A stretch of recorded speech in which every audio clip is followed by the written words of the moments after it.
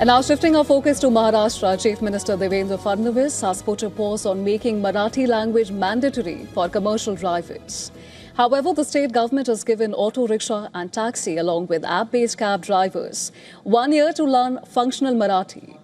The announcement comes after drivers' organizations asked the state government for more time, citing the different ages and educational backgrounds of people working in the sector. Chief Minister Fadnavis said the government has accepted the demand. He said drivers will still be required to have a basic working knowledge of Marathi, but no action will be taken against them for the next 1 year. The move comes amid a legal challenge to the state's language requirement. A public interest litigation has been filed in the Bombay High Court by 4 app-based cab drivers. The petition challenges government's recent notification making practical knowledge of Marathi compulsory for commercial passenger vehicle drivers.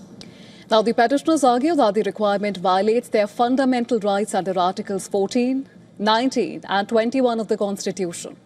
They also argue that the Motor Vehicles Act 1988 does not prescribe any language requirement for a driving license. The petitioners say that the rule could particularly affect poor and migrant drivers, putting their badges and permits at risk and threatening their livelihood. The PIL is seeking an immediate stay on the notification, with the petitioners saying that the rule could affect nearly 9.65 lakh drivers across Maharashtra. The controversy followed the state government's decision to make functional Marathi mandatory from August 12th.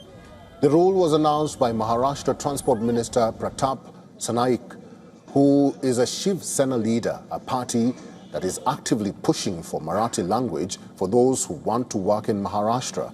Under the amended rules, drivers who fail to demonstrate a working knowledge of Marathi could face suspension of their driving license authorization for 3 months. Repeated violations could eventually lead to permanent cancellation. On August 22nd, the Maharashtra Transport Department conducted a statewide exercise to assess drivers' knowledge of Marathi.